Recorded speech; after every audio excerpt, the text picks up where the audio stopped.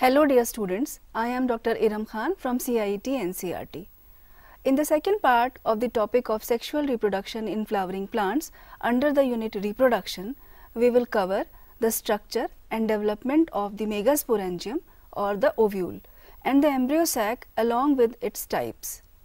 In the first part of this chapter, we have already discussed the flower as a reproductive structure of angiosperms, the male and female parts of the flower, the structure and development of microsporangia and the pollen grain, which represent the male reproductive part of the flower. We close the first episode with some points to think about. I am sure that you all must have thought about them. Let us discuss them first. The first point was why the exine of the pollen grain is too hard. The reason of this is that the exine, which is the outermost layer of the pollen grains, is made up of a complex substance called sporopollenin. This substance is one of the most hard material known to human beings. It is resistant to decay. That is why pollen grains are well preserved in fossils. No enzyme that can degrade sporopollenin is known to us. Now, a question appears that how can a pollen grain germinate with such a hard outer wall? The answer is that for this, pollen grain exine has prominent apertures called germ pores, where sporopollenin is absent. The germination takes place through these germ pores. Nature has made the exine so hard because in the process of pollination, the pollen grains have to travel a long distance and face various harsh situations. The hard outer covering helps to keep the germinal material safe before reaching its destination on the stigma. Now, let us take the next point which was posed for thinking. It was, what is cryopreservation? Why do we use this procedure? Students, cryopreservation is a process where cells, whole tissues or any other substances susceptible to damage caused by chemical reactivity or time are preserved by cooling to sub-zero temperatures. At low enough temperatures, any enzymatic or chemical activity which might cause damage to the material in question is effectively stopped. Cryopreservation is done at around -136 degrees centigrade to -196 degrees centigrade of temperature. The preserved substances through this process are used afterwards whenever required. So, dear students, now let us start with the next part of the topic, sexual reproduction in plants. First of all, let us discuss about the pistil. The gynoecium represents the female reproductive part of the flower. When the gynoecium consists of a single pistil or carpel, it is called monocarpellary. When it have more than one pistil or carpels, it is called multicarpellary. When there are more than one carpels, the pistils may be fused together and called as syncarpus, as shown in this diagram of the multicarpellary and syncarpus pistil of papaver. On the other hand, the multicarpellary pistil may be free and called as apocarpus, as shown in the diagram of multicarpellary and apocarpus gynoecium of Michela plant. Each pistil has three parts: the stigma, style and ovary. We can observe the pistil of a hibiscus flower in this diagram, where all the other floral parts are removed. In the pistil, the stigma serves as a landing platform for pollen grains. The style is the elongated slender part beneath the stigma. The basal bulged part of the pistil is the ovary. Inside the ovary is the ovarian cavity, which is also called the locule. The placenta is located inside the ovarian cavity. There are various types of placentation found in different species of plants. Arising from the placenta are the megasporangia, which are commonly called ovules. The number of ovules in an ovary may be 1, as found in wheat, paddy, mango, etc., and can be many, as found in papaya, watermelon, orchids, etc. Now, let us familiarize ourselves with the structure of a typical angiosperm ovule. The ovule is a small structure attached to the placenta by means of a stalk called funicle. The body of the ovule fuses with funicle in the region called hilum. Thus, hilum represents the junction between ovule and funicle. Each ovule has one or two protective envelopes called integuments. The parenchymatous tissue inside the ovule is called the nucellus. Integuments encircle the nucellus except at the tip where a small opening called the micropyle is organized. Opposite the micropylar end is the chalaza, representing the basal part of the ovule. Cells of the nucellus have abundant reserve food material. The embryo sac or female gametophyte is located in the nucellus.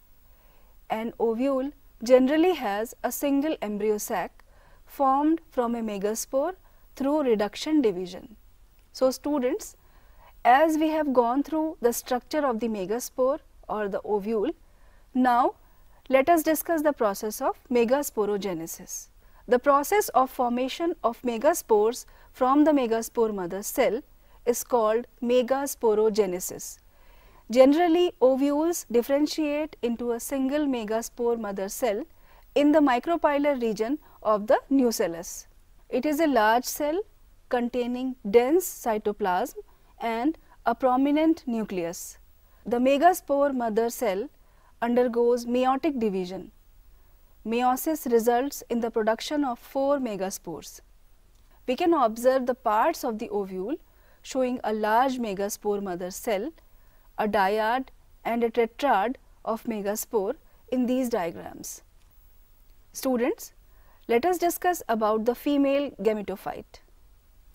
In a majority of flowering plants, out of the 4, one of the megaspore is functional, while the other 3 degenerate.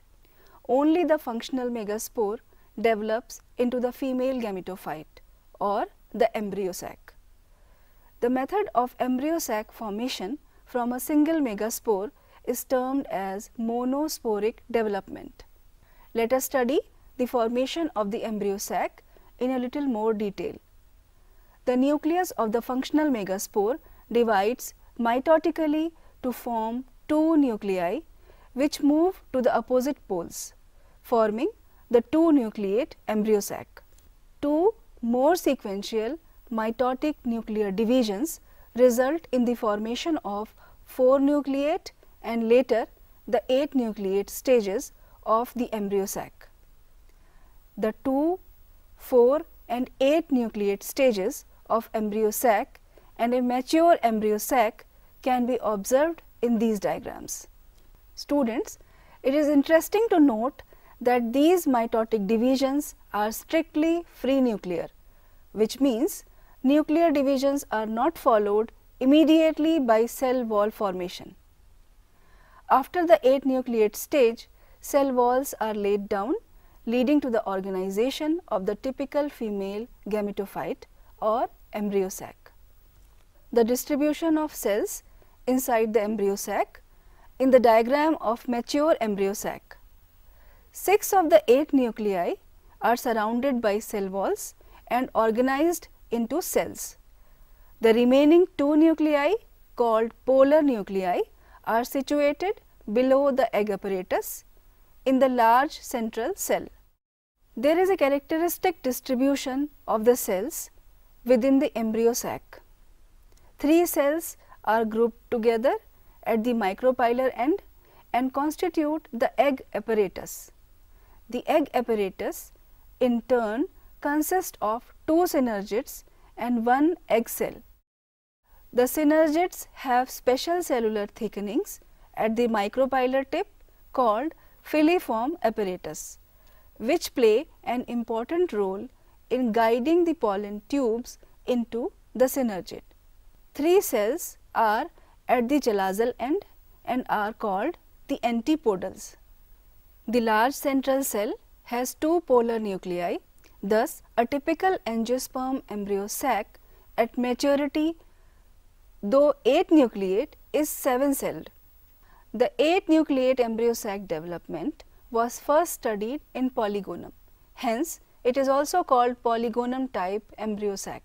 Students, we can observe that at maturity, the female gametophyte or embryo sac almost fills the ovule and the nucellus is almost used by the embryo sac.